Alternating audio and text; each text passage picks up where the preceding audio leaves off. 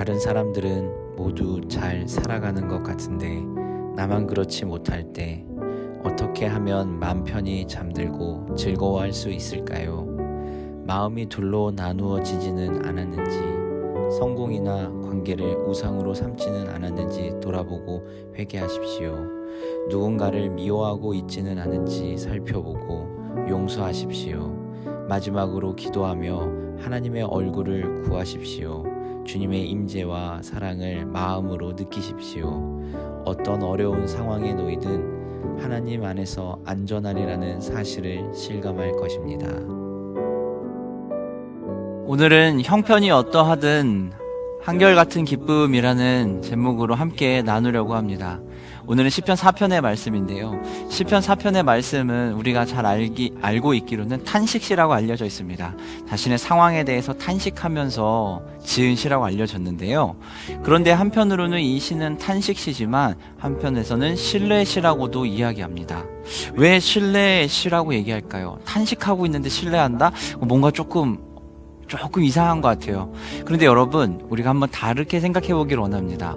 여러분은 신뢰한다라고 하면 무엇을 생각하십니까?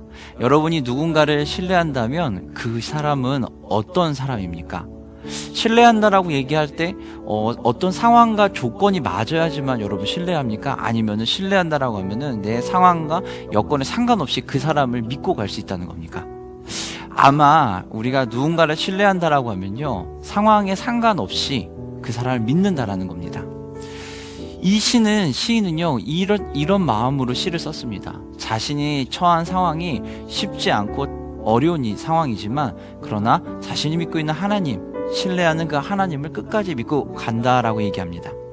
오늘 본문을 보게 되면은요, 시인은 삶에서 원하는 대로 잘 되지 않고 있는 우리의 삶에 대해 이야기합니다. 우리의 삶이 원하는 대로 내가 하고 싶은 거, 내가 이루고 싶은 그 모든 것들대로 다 이루어지면 너무 좋겠는데 우리의 삶이 그러지 못한다는 거예요. 여전히 혼란과 어려움이 우리의 삶에 존재한다는 겁니다. 혼란과 어려움만 존재하는 게 아니라 그 상황 속에서 가치도 없고 공허한 일들만 이루어지고 있다는 겁니다.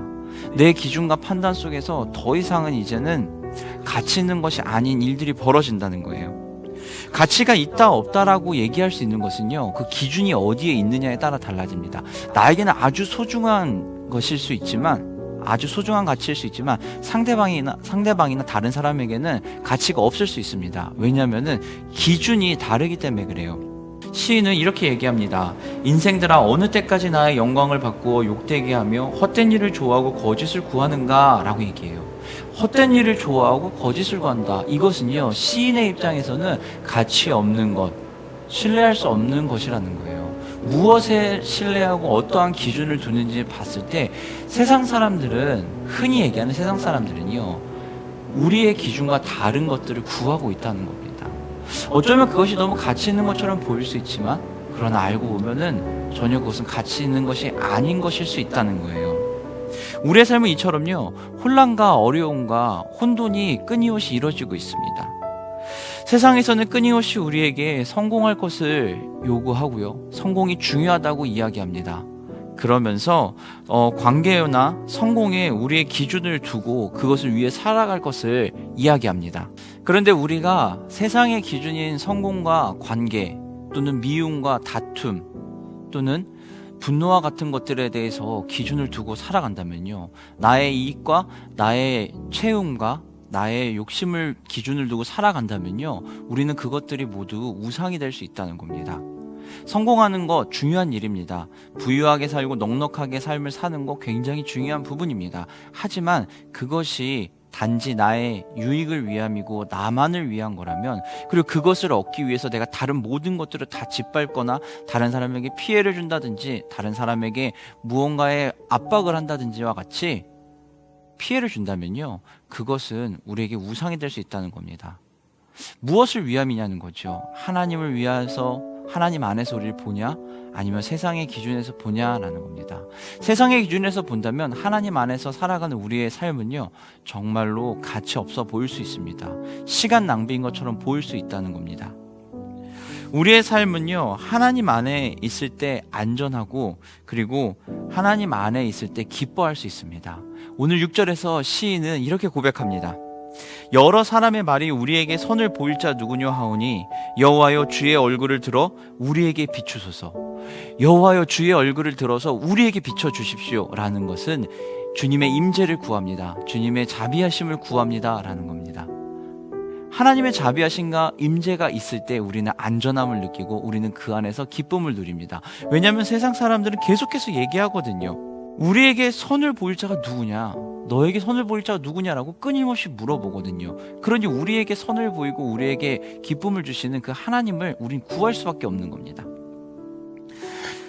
왜냐하면요, 우리의 신분 자체가 하나님 안에 있을 때 더 공고해지고 또 하나님 안에 있을 때 안전함을 느낄 수 있는 자기 때문에 그래요. 오늘 보면 5절에서 보게 되면은요, 의의 제사를 드리고 여호와를 의지할 자라고 얘기하고 있습니다.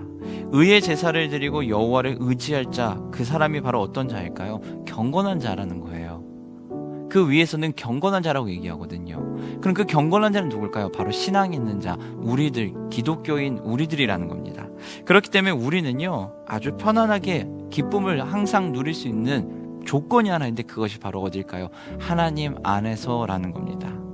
하나님 안에서 나를 인식하고 나의 상황을 바라보고 그 해결책들을 따라갈 때 우리는 어떨까요? 하나님 안에서 안전함을 느낄 수 있다는 겁니다. 그러므로 사랑하는 성도 여러분, 오늘 하루를 살아가는 여러분의 삶 속에서 하나님 안에서 누리는 그 기쁨을 영원토록 누리기를 원합니다. 하나님 안에서 누리는 그 즐거움, 하나님 안에서 누리는 그 기쁨, 그 신뢰함을 더 누리며 나아가기를 원합니다.